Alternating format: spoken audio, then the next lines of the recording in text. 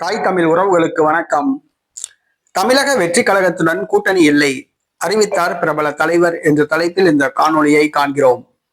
தமிழக வெற்றி கழகத்துடன் கூட்டணி இல்லை, அறிவித்தார் பிரபல தலைவர் என்ற தலைப்பில் இந்த காணொளியை காண்கிறோம். தமிழக வெற்றி கழகம் தன்னை கூட்டணிக்கு அழைக்காதா என பல கட்சிகள் ஏங்கி கிடக்கின்றன. ஆனால் ஒரு தலைவர் தமிழக வெற்றி கழகத்துடன் கூட்டணி இல்லை என்று பரபரப்பு அறிவிப்பு செய்துள்ளார். அவர் வேறு யாரும் அல்ல, திருமாவளவன். விடுதலை சிறுத்தை கட்சியின் தலைவர் திருமாவளவன் தமிழக வெற்றி கழகத்துடன் கூட்டணி இல்லை என்று அறிவித்துள்ளார்.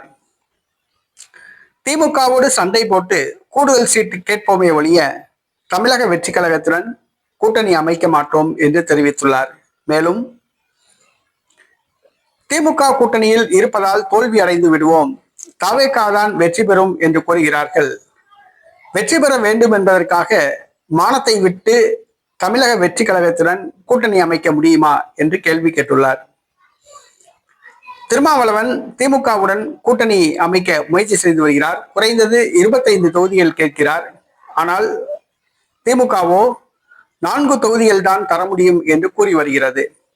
எப்படியாவது திமுகவில் தாம் ஒட்டி கொண்டிருந்தால் குறைந்தது ஒரு 10 தொகுதிகளை பெற்றுவிடலாம் என்ற எண்ணிக்கையில் திமுகவுக்கு எவ்வளவு தூரம் வக்காலத்து வாங்க முடியுமோ அவ்வளவு தூரம் திமுகவுக்கு வக்காலத்து வாங்கி வருகிறார். ஆனால் திமுகவுடைய குணம் திருமாவளவனுக்கு தெரியுமா தெரியாதா என்பது தெரியவில்லை. திமுக நம்ப வைத்து கழுத்திருக்கும் குணம்தான் திமுகவின் குணம். தொகுதிகள் தருகிறோம் வழங்குகிறோம் என்று கூறிவிட்டு கடைசியில் காலை வாரி விடுவது திமுகவின் இயல்பு.